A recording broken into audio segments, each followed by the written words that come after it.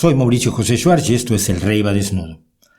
Hace casi exactamente 30 años, en diciembre de 1994, empezaba yo la redacción de lo que sería mi libro Crónica del Desconcierto, donde conté los primeros 100 días del desastroso gobierno de Ernesto Zedillo Ponce de León. Al final de la introducción, precisamente dedicada a la toma de posesión del nuevo mandatario mexicano, escribía yo lo siguiente. México, entre tanto, se proyecta mayoritariamente al rito sexenal de la esperanza. El presidente entrante es un billete de lotería en el cual todos proyectan sus esperanzas. Las amas de casa esperan que el señor baje el precio de la carne. Los taxistas sueñan que controle la voracidad de los extorsionadores de servicios públicos. Los científicos esperan que aumente el presupuesto para la enseñanza e investigación. Los empresarios se ilusionan con la desaparición de la Ley Federal del Trabajo. Estados Unidos sueña con la privatización de Pemex.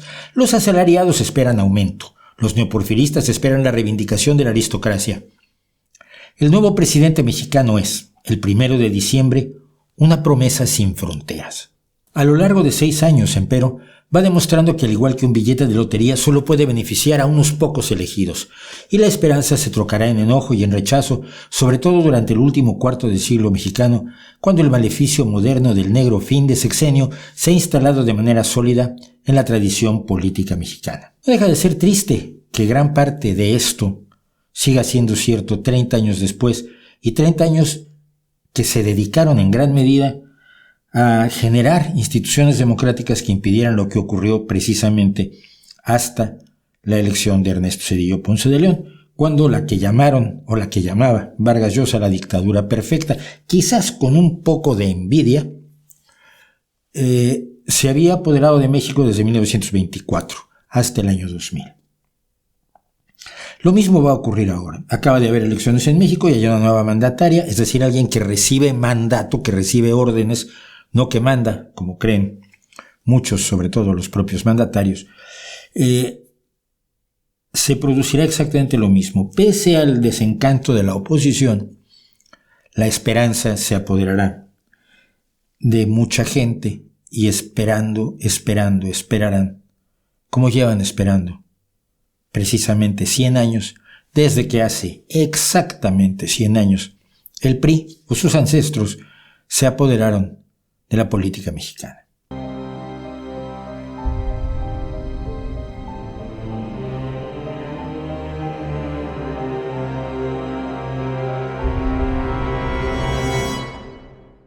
Fue en 2018 precisamente, en el apogeo de la campaña electoral, cuando Andrés Manuel López Obrador anunció su pretensión de nombrar al frente del Consejo Nacional de Ciencia y Tecnología a María Elena Álvarez Bulla Roses. El Consejo Nacional de Ciencia y Tecnología controla, dirige, orienta la investigación científica en México y sobre todo reparte los recursos que se entregan a los científicos para de alguna manera subsanar mínimamente los magros, tristes salarios que las universidades y centros de investigación pueden pagarles. En ese mismo momento, quienes conocíamos a María Elena Álvarez Bulla Roses, quienes conocíamos su sevicia, su manipulación, su odio a la ciencia, pese a que ella efectivamente es alguien que tiene un título de científico, pero eso no significa absolutamente nada. Alguien que odia la biotecnología, que cree en el neoprimitivismo y que manipuló a sus propios compañeros en una unión de científicos comprometidos con la sociedad que supuestamente se iba a oponer a las armas nucleares y que acabó siendo su punta de lanza para convertirse en la gran líder en contra del uso de la biotecnología en México, acompañada de su ídolo, la falsa doctora en física Vandana Shiva. Quienes conocíamos, a Elena Álvarez Bulla, tratamos de llegar a Andrés Manuel López Obrador, que se supone que era un hombre que hablaba con la gente, para decirle que era un error terrible nombrar a esta mujer al frente de una posición tan delicada. No conseguimos, y yo fui el menos importante en un grupo de investigadores, académicos, divulgadores, periodistas, estudiantes, que firmamos un documento pidiéndole que reconsiderara a Andrés Manuel López Obrador. Gente que yo conozco y que habían sido mis amigos en un pasado cuando ellos eran de izquierda, ayudó a que se bloqueara este documento y que nunca llegara a manos del entonces ya presidente electo de México. A partir de ese momento, y al ver a gente que yo consideraba gente de izquierda, equivocado estaba, la gente se equivoca y yo más que muchos, empecé a ser más crítico con López Obrador. Primero que nada, no había votado yo por él porque se había aliado al Partido Encuentro Social, un partido de derecha religiosa que no creo que tenga absolutamente nada que ver con un partido de carácter popular. Y a partir de ese momento empecé a observar lo que hacía López Obrador con la ventaja que me da la distancia. Y muchas personas me reclaman que me atreva yo a hablar de política mexicana no viviendo en México, y luego son ellos los que están analizando la política de España, de Venezuela, de Argentina, de China, de Rusia, de los Estados Unidos y de Burundi. La distancia permite ver el bosque con bastante más facilidad que cuando uno está dentro del bosque. Y en varias ocasiones, y contando mi historia como activista de izquierda desde mi más tierna adolescencia, desde los 13 años, que era la edad que yo tenía cuando fue el movimiento del 68, y cuando participé mínimamente en una pequeña brigada de chicos de secundaria solidarios que había armado por allí alguien del Colegio Madrid, colegio fundado por refugiados españoles de la guerra civil, por supuesto. Me dediqué a hacer vídeos comentando lo que estaba pasando y pidiéndole cordura a Andrés Manuel López Obrador. Por supuesto, era totalmente inútil, como inútiles han sido los esfuerzos de muchísimas personas, y no me refiero a su oposición a la derecha, si es que es derecha, o al menos una parte de ella. Si lo es, otra parte no tiene ideología, como no la tiene López Obrador. Pero su oposición ha sido inútil, pero también la oposición de izquierda en México ha sido inservible, inútil, estéril, incapaz de entrar en movimiento. Y esto hace que nuevamente nunca hubiera duda del resultado de las elecciones. ¿Cómo se consigue un resultado electoral como el obtenido?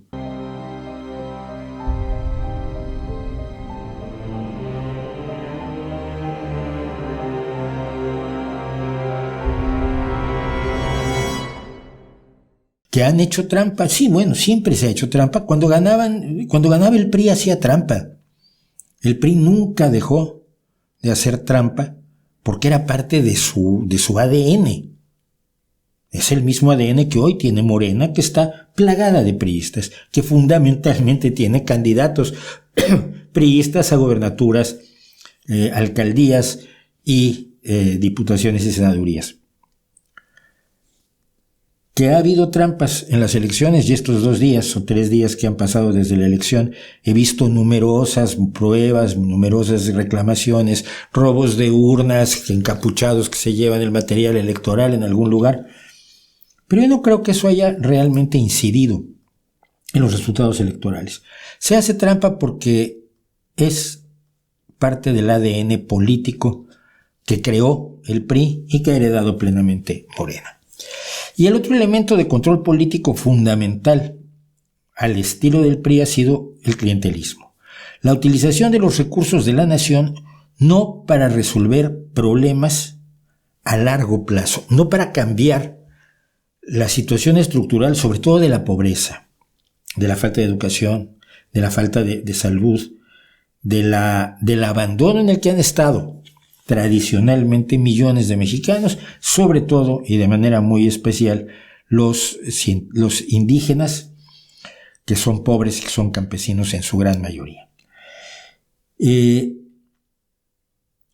Cuando tú das dinero una vez al mes, eres dueño de aquel al que le das dinero, porque el mes próximo necesita otra vez el dinero. No has acabado con la pobreza, has paliado la pobreza durante un mes. Y esto es lo que da los resultados de combate a la pobreza de los que tanto presumen los incondicionales de Andrés Manuel López Obrador, de Morena, y ahora supongo que ya los incondicionales de Claudia Sheinbaum.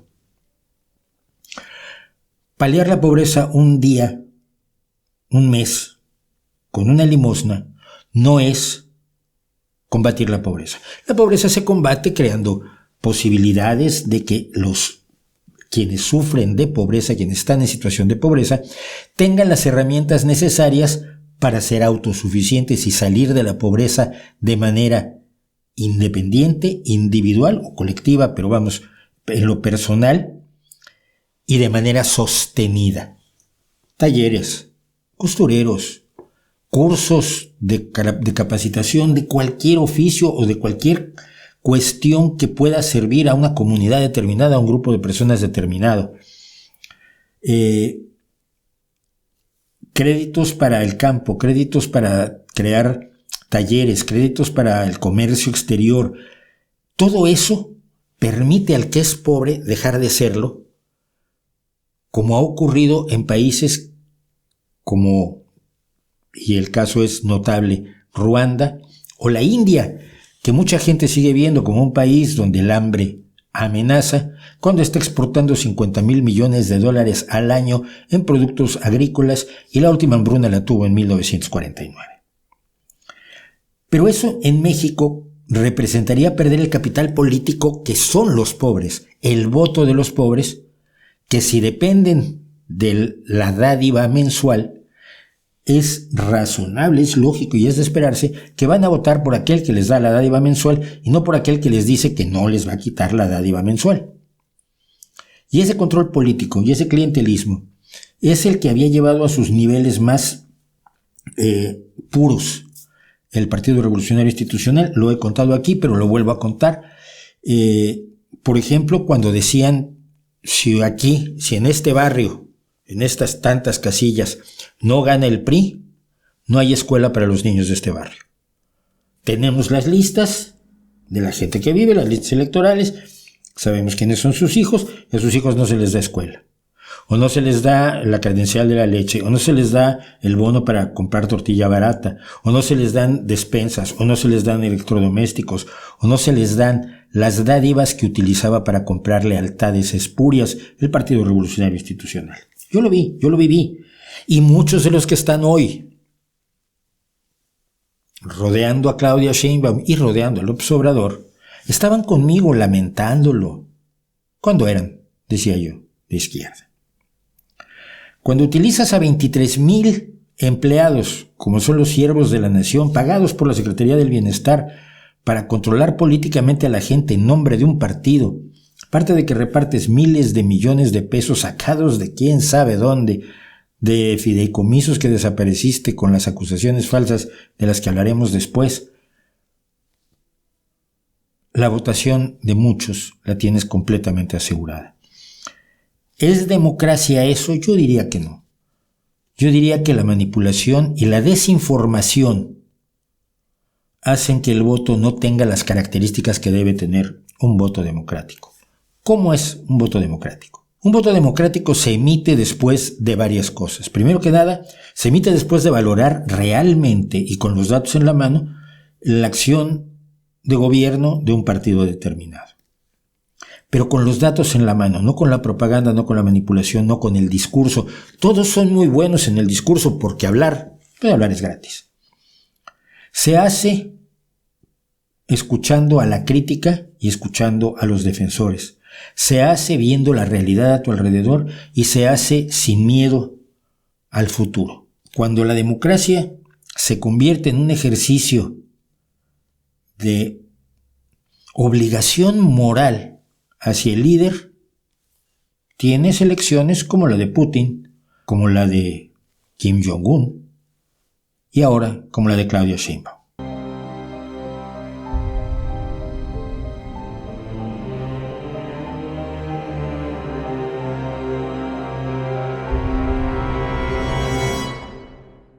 ¿Dónde están aquellos amigos míos que eran gente de izquierda antes? Y ya luego hablaremos de por qué no era López Obrador de gente de izquierda.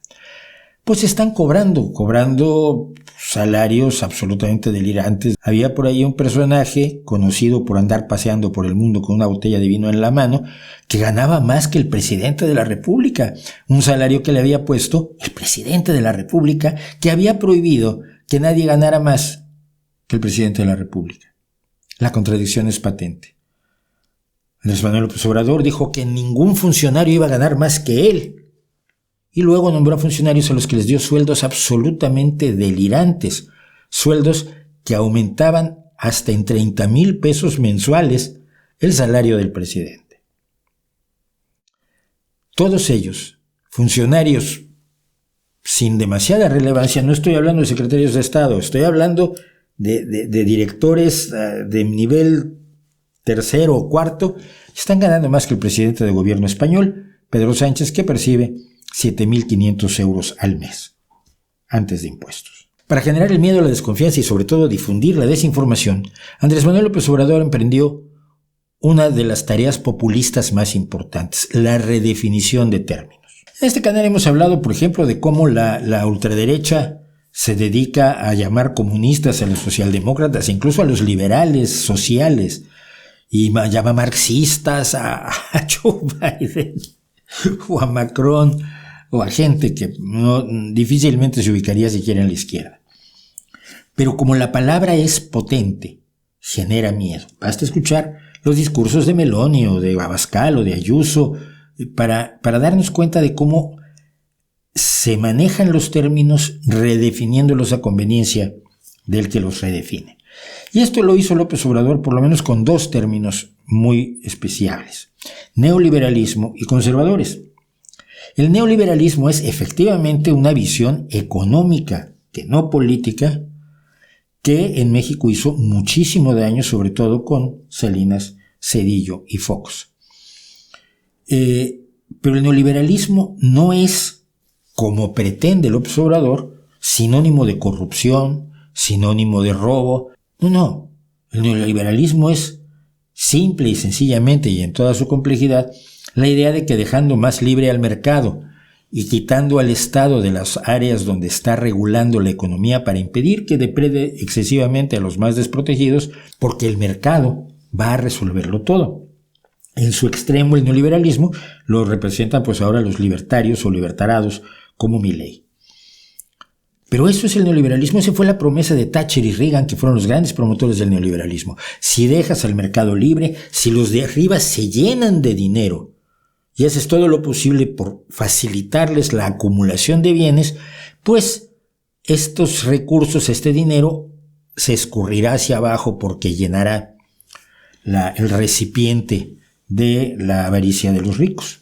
No pasa así, no ha pasado así. Y hoy mismo, grupos de economistas poco sospechosos de ser de izquierda están reevaluando lo que es el neoliberalismo, están reevaluando las acciones que se llevaron a cabo, sacando el Estado de espacios donde tenía que estar, donde debería estar, donde estábamos mejor, cuando estábamos en manos del Estado en algunos casos, y cómo se debe reorganizar la economía para que no provoque los enormes daños que desde Thatcher y Reagan y los grandes defensores de la economía neoliberal como Milton Friedman le han causado al mundo. El propio Fondo Monetario Internacional ha puesto en duda sus proyectos de austeridad como forma de resolver problemas económicos o problemas de financiamiento de distintos países.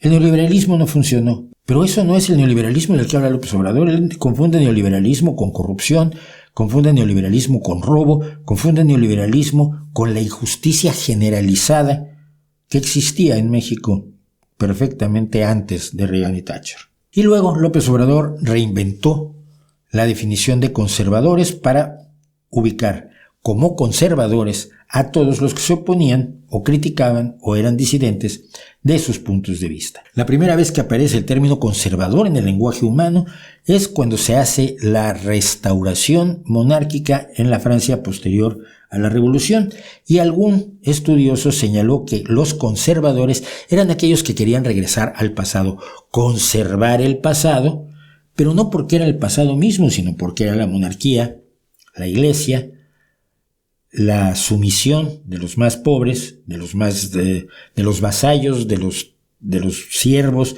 de la gente que no tenía la calidad aristocrática, el respeto y por supuesto la exaltación de la aristocracia y el restablecimiento de un sistema mucho más injusto que aquel que pretendió establecer la Revolución Francesa y que se propuso en los escritos de todos los grandes escritores de la Ilustración.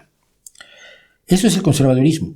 El conservadurismo en México es aquel que primero que nada proclamó emperador a Iturbide y después de que Iturbide fue echado y posteriormente fusilado cuando volvió a México para hacerse nuevamente con la corona, fue a Francia, precisamente con Napoleón III, a pedirle un emperador para poder controlar este México incontrolable, y Napoleón nombró a Maximiliano de Habsburgo, Maximiliano I de México, que también acabó fusilado. Después de fusilar a 2 emperadores, como que ya no hubo ganas de que en México hubiera emperadores. Nadie quería ser emperador. Tenía muchos riesgos el puesto. Los conservadores son aquellos que trataron de echar atrás las leyes de reforma. Los conservadores son los que trataron de echar atrás la Constitución de 1857, la Constitución de 1917. Los conservadores son el PAN, que siempre ha soñado con restaurar los valores religiosos, los valores católicos, los valores de la Iglesia como forma fundamental de organización social, independientemente del pensamiento progresista, que es precisamente lo opuesto al conservadurismo. Pero en los términos reales que hasta hoy tienen estas palabras, y entendiendo que las definiciones, sobre todo en política, cambian muchísimo y evolucionan, pocas personas son más conservadoras que Andrés Manuel López Obrador. Es un personaje que cree en la religión, que descree de la ciencia, que rechazaba a la izquierda cuando lo hacía abiertamente durante la campaña de 2018, explicándole a Torres, el de Canal 13, que a él no le gustaba la izquierda porque destruía los valores de la familia. Esa es una cosa que me contrapone, ¿no?, con el pensamiento de la izquierda. Difiero de quienes dicen ni perdón ni olvido. Hay muchas cosas, ¿no?, por ejemplo, que yo no recojo de la izquierda. Hacer a un lado a la familia, por ejemplo. Que todo sea a partir de la comunidad, de lo colectivo. Y bueno, sí, por esas cosas, sabes, del feminismo y el aborto y los derechos de la mujer, que no avanzaron un solo milímetro en los 6 años del López Obrador. Eso es ser conservador. Conservador es ser indigenista al grado tal de rechazar la tecnología, la ciencia, el conocimiento, para exaltar las formas de vida que mantuvieron en la miseria, en la sumisión, en la opresión a millones de mexicanos. Querer que sigan viviendo como en el siglo XVII es lo más conservador que puede uno imaginarse. Respecto del neoliberalismo, solo debo decir que en general el gobierno mexicano no recuperó control sobre la economía ni rectoría sobre la economía en los 6 años del López Obrador. No combatió lo esencial del neoliberalismo, que es el dejar que el mercado viva a sus anchas sin que nadie le diga esto igual no lo debes hacer.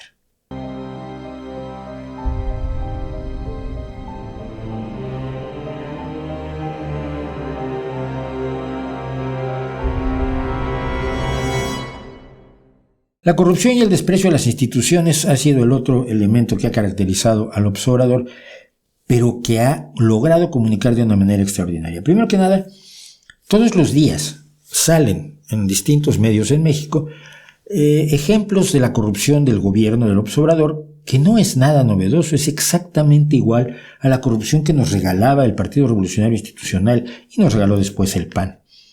Tienes un puesto, vas a dar contratos. ¿A quién le das los contratos? Pues hombre, al hijo del director de la Comisión Federal de Electricidad, el priista Manuel Bartlett. Miles de millones para el hijo del señor Bartlett. ¿Por qué? Porque así quedó bien. O le doy el contrato a quien me dé la mejor y más jugosa comisión. ¿Y qué pasa con los institutos que se crearon, instituciones que se crearon precisamente para evitar eso, como el Instituto de la Transparencia? Pues que han sido absolutamente desaparecidos, han sido negados, han sido rechazados, se les ha quitado el presupuesto y se les han quitado atribuciones, mientras se ocultan o se reservan durante 5 años multitud de acciones del gobierno como enemigo absoluto de la transparencia. Eso es corrupción. Pero en su diaria comunicación, en su homilía diaria, López Obrador no solo ha negado la corrupción sin refutar las pruebas que otros dan respecto a la corrupción en su gobierno, sino que ha mostrado un enorme desprecio a las instituciones, acusándolas siempre de lo mismo. Las instituciones son imperfectas y las mexicanas son especialmente imperfectas, de eso no me cabe la menor duda.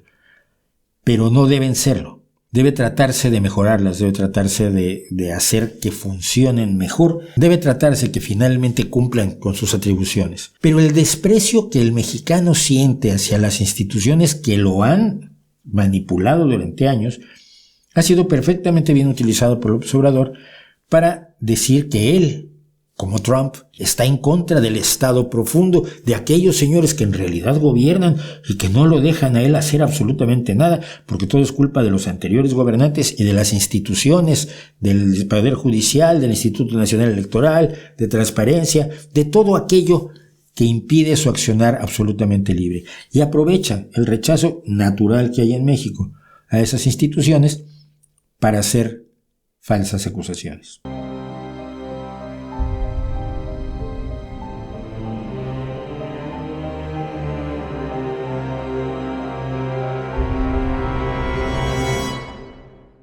Y a punta de falsas acusaciones, López Obrador ha convencido a muchísimas personas con una gran capacidad comunicativa de que todos son malos, menos él. De todas las denuncias de corrupción que se han hecho, pongamos que el 90% son falsas, el 10% restante es aterrador, pero la gente está convencida, o López Obrador ha conseguido convencer a la gente de que todas las acusaciones son falsas, que todas las acusaciones son interesadas y que todos los que hacen las acusaciones, por supuesto, son de derecha, panistas, conservadores, etcétera, etcétera.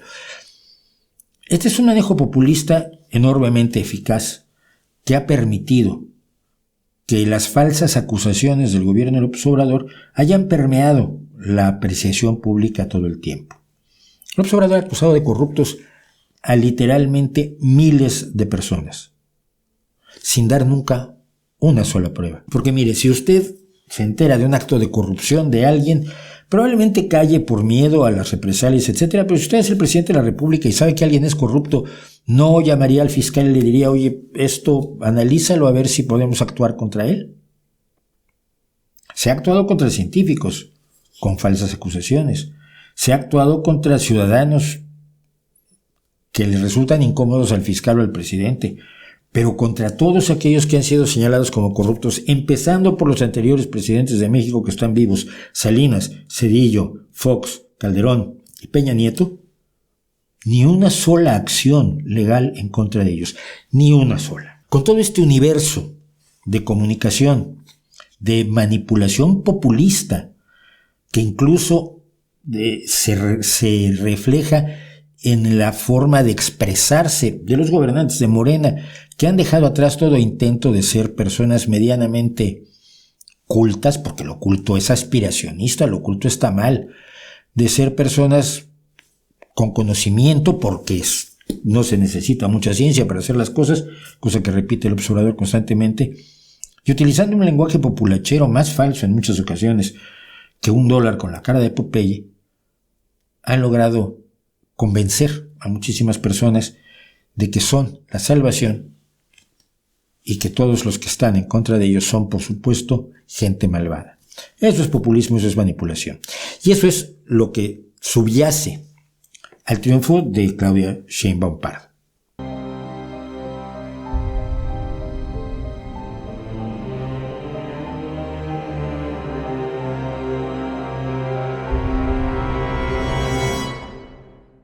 Claudia Sheinbaum es un personaje gris, es un personaje que se finge ahora líder cuando estaba a la sombra de los líderes de la huelga universitaria, del CEU, pero que nunca fue ella en sí un líder. Los líderes, entre otras cosas, tienen una capacidad de oratoria de la cual carece por completo la presidenta electa de México.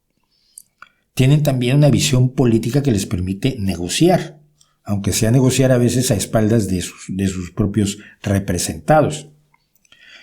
Una capacidad de negociación que nunca ha exhibido, nunca ha demostrado Claudia Sheinbaum.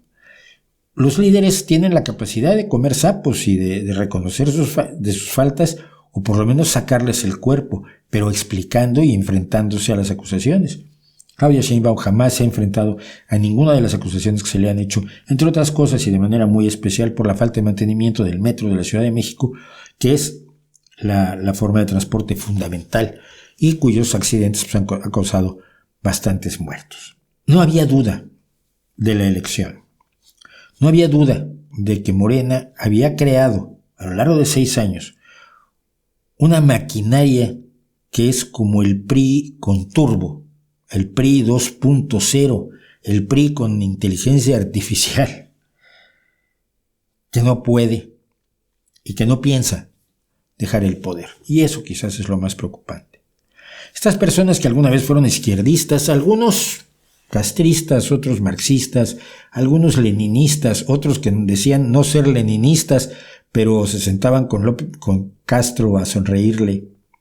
El día que me llevaron a mí le sonreí poco. Lo han abandonado todo. Han abandonado los ideales, las causas, las convicciones.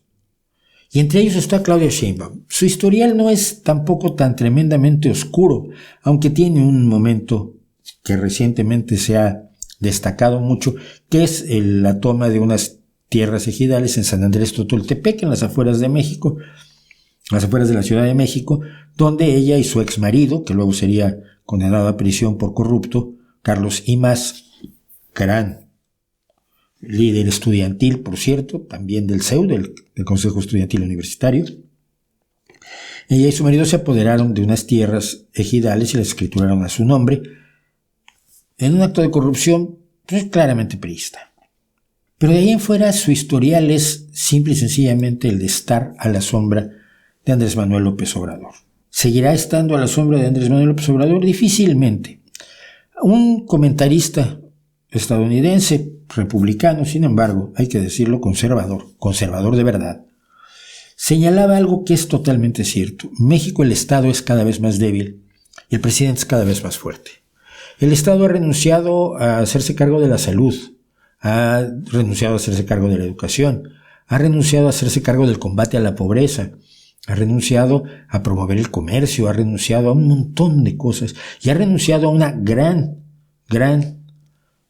cantidad del territorio nacional que está hoy en manos de la delincuencia organizada y fundamentalmente del narco. Lugares donde no hay instituciones ni autoridades electas o no electas porque manda, decide y hasta imparte justicia la delincuencia organizada. Mientras tanto, el presidente es cada vez más fuerte. Si los resultados electorales se consolidan, del 1 de septiembre de este año al 1 de octubre de este año, López Obrador tendrá el poder absoluto en México, tendrá la mayoría absoluta en la Cámara de Diputados y en la Cámara de Senadores. Los últimos 3 años no ha podido hacer los cambios constitucionales que ha querido porque perdió la mayoría en las cámaras. Pero ahora la recupera entre el 1 de septiembre, cuando los nuevos diputados toman posesión, la nueva legislatura toma posesión, y el 1 de octubre, cuando él tiene que entregarle el poder, o por lo menos la banda presidencial, a Claudia Sheinbaum. Yo dudo mucho que, como tantas personas lo dicen hoy, Claudia Sheinbaum vaya a ser una sierva, una seguidora, una empleada de López Obrador que siga sus órdenes. El poder del presidente de México es demasiado grande como para que haya un poder por encima de él. Esto lo descubrió hace también unos 100 años Plutarco Elías Calles, cuando quiso ser el jefe máximo de la revolución, hasta que Cárdenas lo paró. Pero, ¿cómo va a ejercer el poder Claudia Sheinbaum? No hay forma de saberlo. No tenemos un historial de participación política, de expresión, de proyecto que nos permita siquiera vislumbrar hacia dónde puede moverse. Es mujer, ha dicho que todas las mujeres llegan con ella, pero al mismo tiempo persiguió, gaseó, despreció a todas las mujeres y a todos los movimientos feministas a lo largo de su mandato como alcalde de la Ciudad de México. se presenta como una persona que va a hacer continuismo respecto de la Cuarta Transformación y al mismo tiempo tiene visiones o dejos o pequeñas frases que hacen suponer que no está totalmente de acuerdo con López Obrador, pero que hasta ahora ha tenido que fingir, por supuesto que lo estaba. Incluso cuando durante la campaña el presidente le reclamó que no reconociera lo suficiente al presidente, y en el siguiente debate ella se dedicó, por supuesto, a lanzarle verdaderas carretadas de flores a López Obrador. La elección ha sido una vergüenza, pero al mismo tiempo es democrática. Aunque se pueda decir que hay una manipulación de la democracia, los votos están allí. Mi pregunta es qué van a hacer los que han votado por Morena si los vuelve a traicionar. Y mi pregunta, sobre todo, es quienes se han opuesto a Morena, al pripanismo de Morena, a la traición a la izquierda de Morena, a la traición al pueblo de Morena, a la traición a sus promesas de Morena, porque basta ir al proyecto de nación 2018-2024 de López Obrador para ver cuánto no se cumplió, cuánto ni siquiera se consideró, cuánto fue simple y sencillamente palabras al viento. ¿Qué va a hacer la oposición? La oposición real, la oposición que tiene ideales, la oposición que tiene causas, no la oposición que solamente pelea por el poder, como ya están peleando por el poder hoy todos en Morena, para ver quién va a ser el heredero de Claudia Sheinbaum, a quién señalará ella con el dedo como su heredero, así como López Obrador la señaló a ella con el dedo, no siendo, por cierto, la candidata más popular dentro de su propio partido.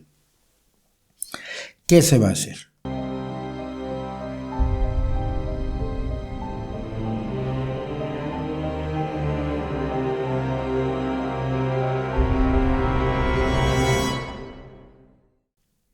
Yo hace muchos años que me han preguntado, ¿pero quién? ¿Quién puede hacerse cargo? ¿Quién nos va a salvar? Un poco como en una comedia bufa. ¿Quién es el indicado? ¿Quién es el elegido? ¿Quién es el iluminado que salvará a México? Mi respuesta siempre ha sido, ese es el problema, que estamos buscando un caudillo.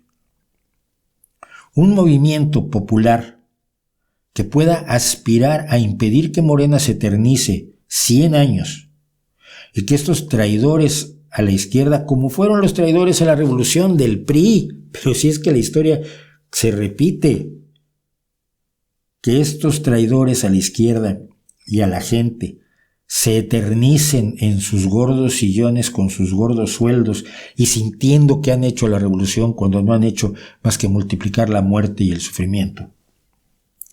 Si hay esperanza de que no se queden 100 años estos y sus hijos y sus nietos, a los que ya están colocando algunos, por cierto,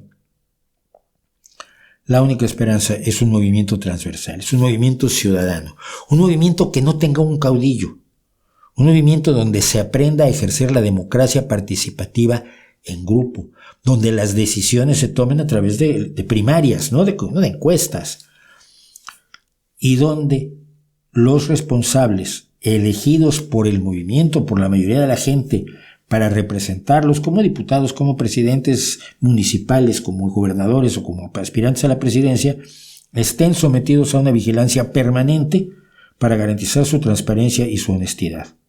Cuando en un partido se trabaja sólidamente entre todos, se conocen todos, no me refiero a que se conozcan las cúpulas, me refiero a que los militantes de base conozcan a sus compañeros que están en funciones ejecutivas o nominados para ser candidatos a puestos de elección popular. Cuando los conoces sabes quién es honesto y sabes quién no. Y si además instauras los mecanismos necesarios para garantizar la honestidad, porque siempre se te puede colar uno, tienes un buen principio. Primero, una organización popular, transversal, de izquierda, pero de izquierda de la que funciona, no de la izquierda de Pablo Iglesias, que fue a México a decir que la izquierda no está para establecer diálogos. Llegar a acuerdos no es el trabajo de la izquierda. La izquierda que puede gobernar bien, negocia y dialoga. Y está históricamente demostrado.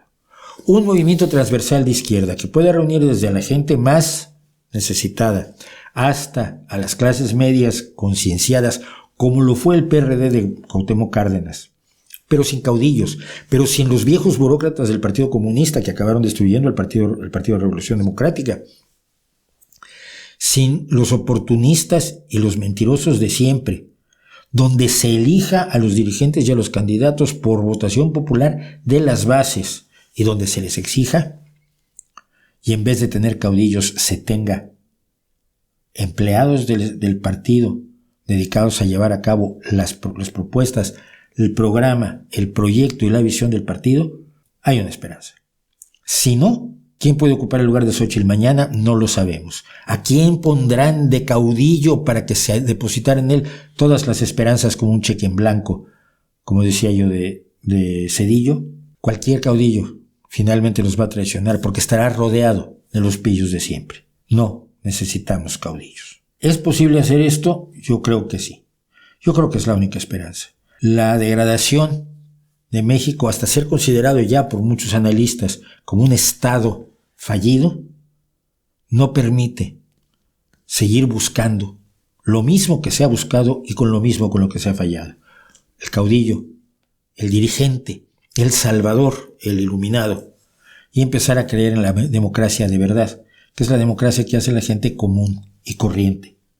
El poder no es de ellos, el poder es de todos, si todos queremos tener y ejercer razonable, inteligentemente y de manera honesta y transparente el poder, se puede alcanzar. Si no, dentro de 6 años estaremos contando la misma historia. ¿No cree usted?